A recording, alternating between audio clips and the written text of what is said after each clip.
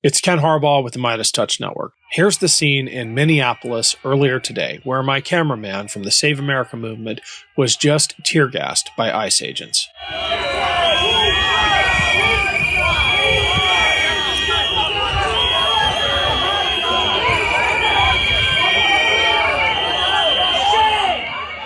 I was there yesterday. This is the same neighborhood in which Renee Good was murdered.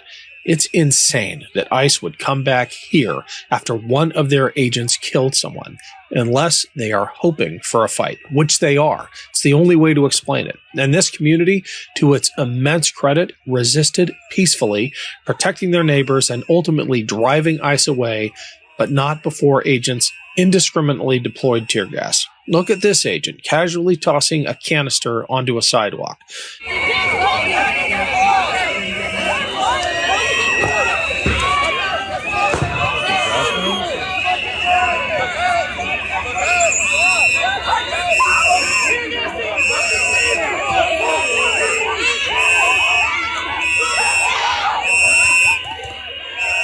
I keep thinking about how I would react if those who killed a neighbor of mine came back.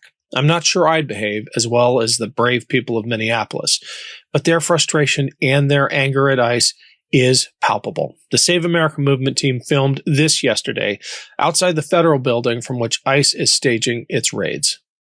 I'm so heartbroken. I'm so angry at what's happening to my community. We were already grieving. We're grieving Annunciation. We're grieving George Floyd. We're grieving Melissa Hartman. The ribbons around town are not for ICE. We were already grieving, and now they come into our community. They're hurting our people. They're taking them from our homes. My kids were scared to go to school today. I don't know what else to do. I'm so angry. I don't know how to not think about this. Amidst that grief and anger, however, is an unshakable resolve. I've learned a lot about resistance movements over the past few years. I have a sense of what it takes for them to succeed. One of the things we are now seeing gives me immense hope. It's the incredible diversity of the resistance, the cross-section of society it represents. When the regime's propagandists are trying to make people afraid of wine moms, their label, not mine, you know they are losing the information war. One of the other elements of the resistance that stands out to me is the presence of faith leaders. I've talked to a bunch of them. We had Pastor Doug Padgett on the show yesterday. I hope that they all have the good conscience and the moral fortitude to say, that is not what I swore an oath to. And that if ICE won't patrol itself, then they should wake up and resign by morning. Add to that the nurses and the veterans and the unions. The AFL-CIO called what ICE did to Renee Good murder. It's Ken Harbaugh with a quick break to tell you about something new coming to the MeidasTouch Network. Meidas Defense, serious coverage of the military, national security, and real threats at home and abroad. No spin, no talking points, just expert voices and on-the-ground reporting. Check out Meidas Defense, coming soon to the MeidasTouch Network. One element of the resistance I did not expect to see was kids. I'll be reporting more on that soon, but I wanted to share this conversation I had with a dad and fellow Navy vet, Dan Craigie, who brought his daughters to join the noise protest outside the Hilton in downtown Minneapolis, where ICE agents are being quartered. I apologize in advance for the quality of my audio. The background noise was deafening, but you can understand Dan just fine, and that's what I really want you to hear. This is me and Dan Craigie, a lifelong resident of Minneapolis, a dad, Navy vet, standing up for his city and his family. Here with a fellow Navy veteran, Dan Craigie, a multi-generational Minnesotan, grandfather and father buried in cemeteries nearby, right? Yes. Dan, I noticed that you brought your kids to this rally. I did. Can you tell us what's going on and why it was so important to you for them to see this? You know, I think we read about these actions in books growing up, right? These fascist activities, taking citizens. We only read about that. I never saw that as a child. I never saw that as a young adult. But we're seeing it now. And I think it's critically important that my children and the young generation see what's happening and they say no. And we say no more. We don't like what's happening, and we're here to try to put a stop to it. You served during the global war on terror in the U.S. Navy. We might have even overlapped at Diego Garcia in the early phase of the global war on terror. What were you thinking when you heard the Secretary of Homeland Security call your neighbor, Renee Good, a domestic terrorist? It's disgusting. It's unprofessional.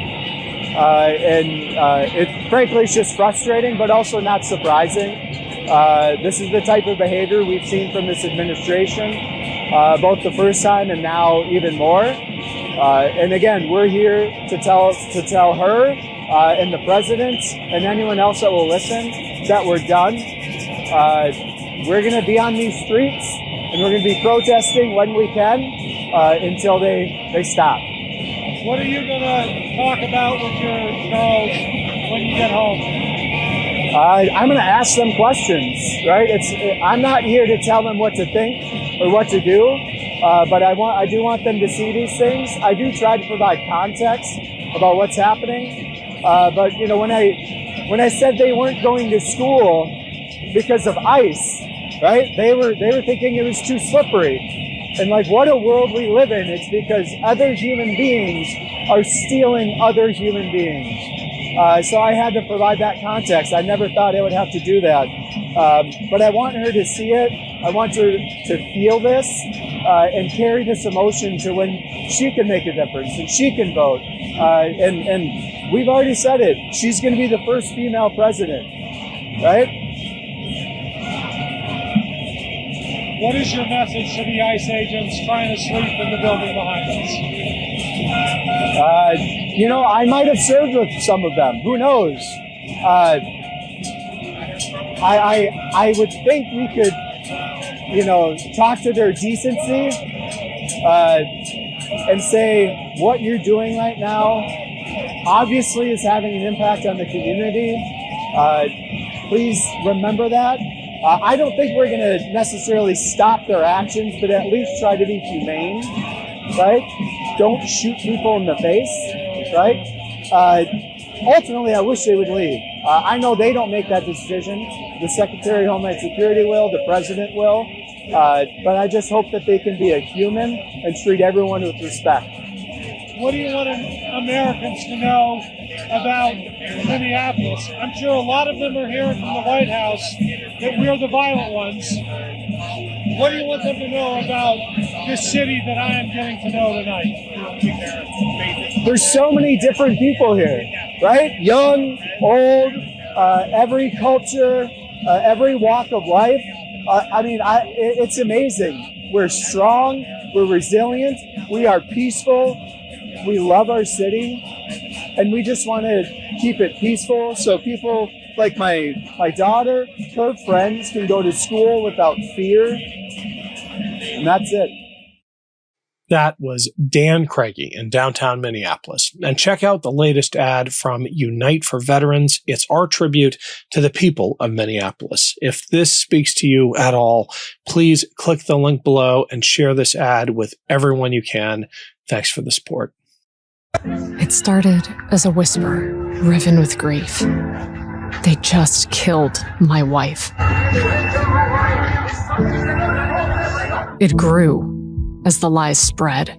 This was an act of domestic terrorism. And the slanders mounted. It's a tragedy of our own making and a tragedy of the far left who has marshaled an entire movement, a lunatic fringe against our law enforcement officers. They said we didn't learn our lesson, that exercising our constitutional rights would be met with a bullet to the face. Have y'all not learned from the past couple of days? Have you not learned? Learned what? What's our lesson here? What do you want us to learn? Following federal agents. Give me my phone! But they don't know this city. Minneapolis has never bent to winter. And that whisper, they killed my wife, now rages. We did not learn the lesson they wanted us to, but we know now what to do. Minneapolis, lead the way.